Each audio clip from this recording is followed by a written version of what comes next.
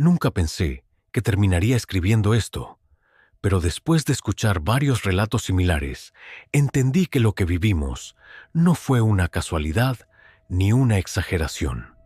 Fui militar en México durante casi una década y participé en muchas operaciones complicadas, pero ninguna se compara con lo que ocurrió en aquella misión en un poblado rural donde la gente no pedía ayuda, pedía que nos fuéramos. Todo comenzó con una orden de apoyo a autoridades locales en una zona agrícola alejada de las carreteras principales. No era sierra cerrada ni monte espeso, sino campos, caminos de tierra y ranchos dispersos.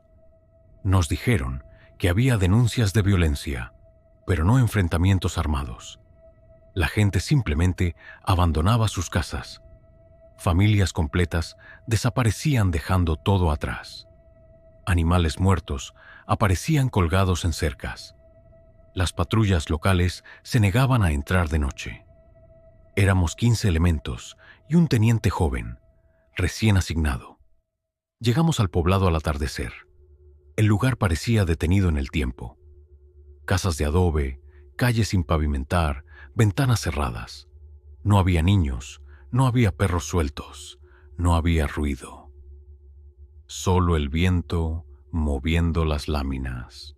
Todo comenzó con una orden de apoyo a autoridades locales en una zona agrícola alejada de las carreteras principales.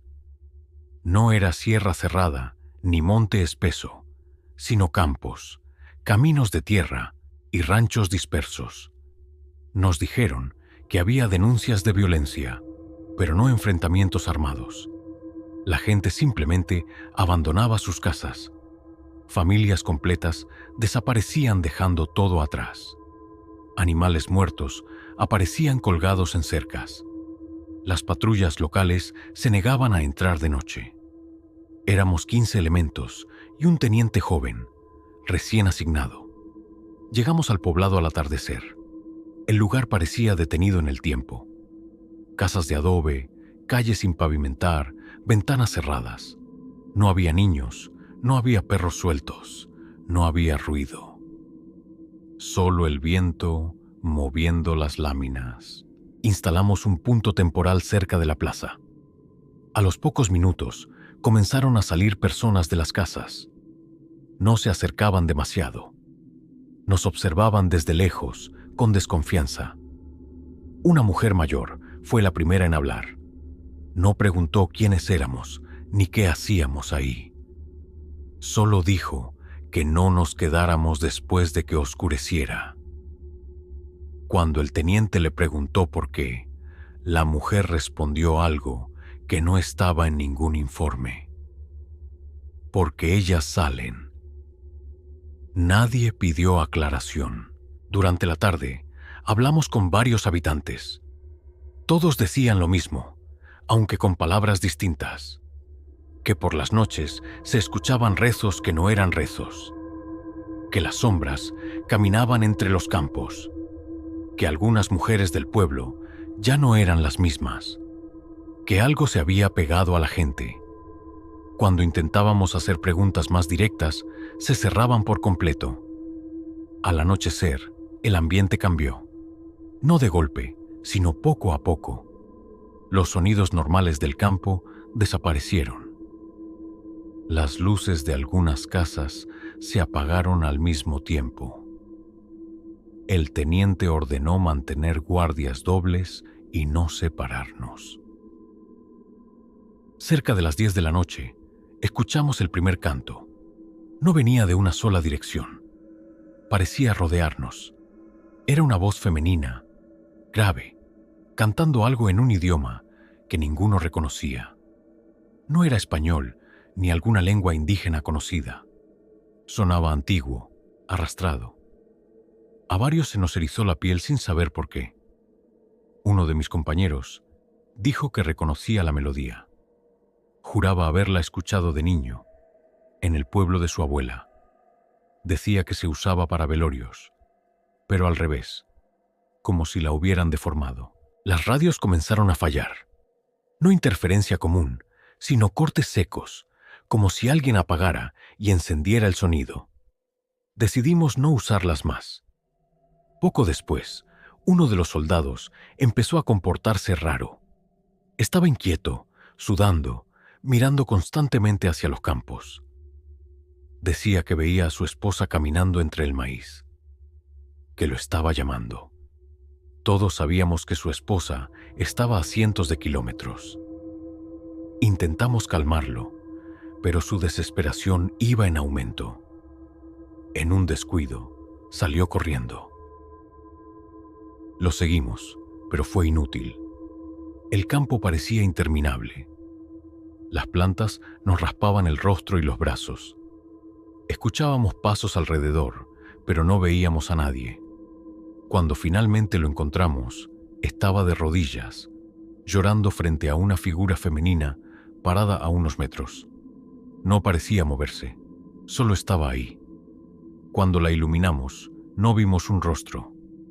Vimos algo cubierto con un rebozo negro.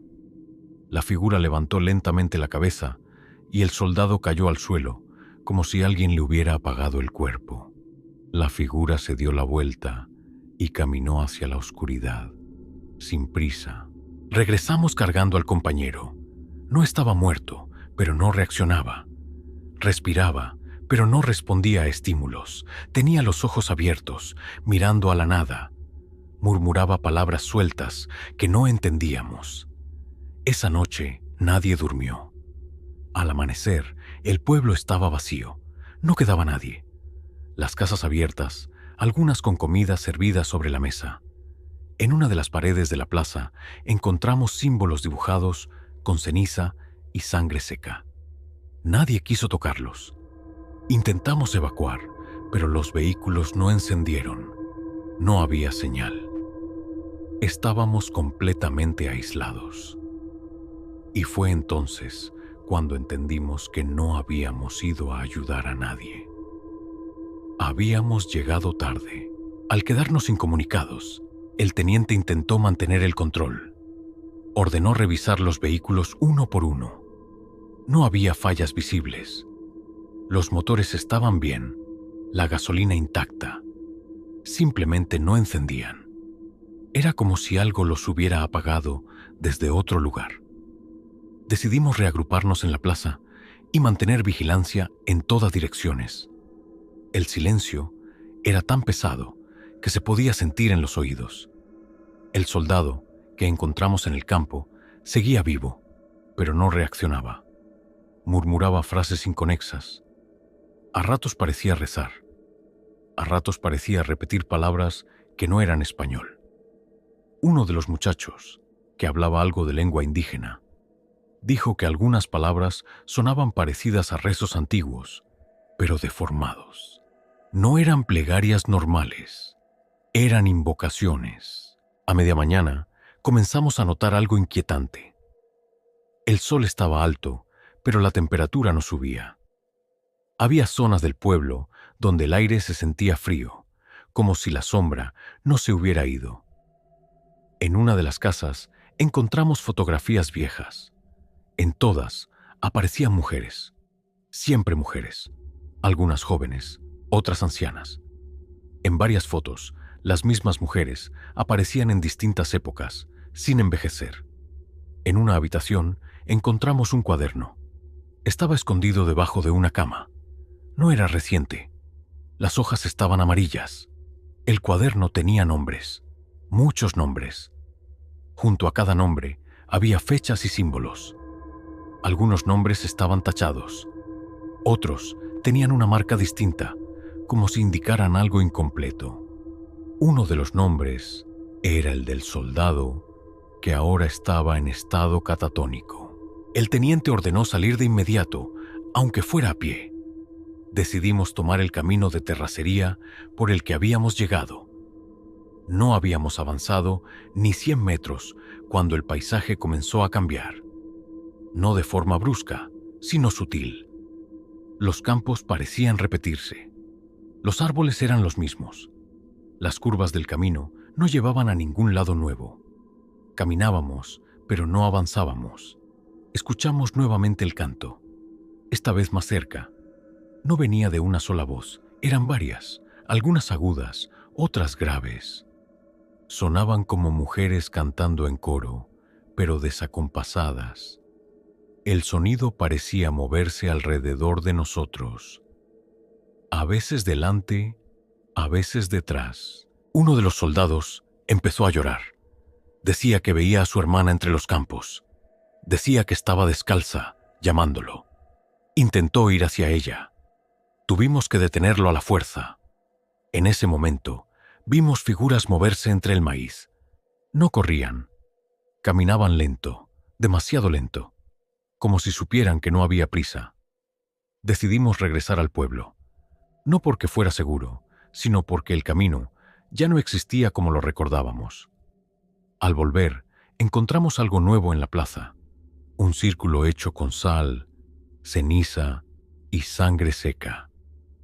En el centro había objetos personales. Un casco militar, un rosario, una fotografía doblada, una bota.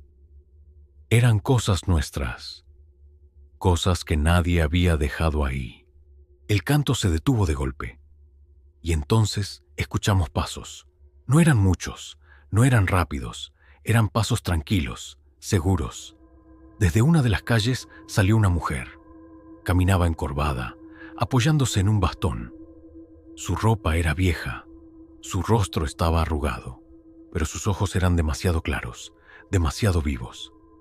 Sonrió al vernos. Dijo que ya nos estaban esperando. El teniente intentó hablar con ella. Preguntó qué quería, dónde estaba la gente del pueblo. La mujer se rió.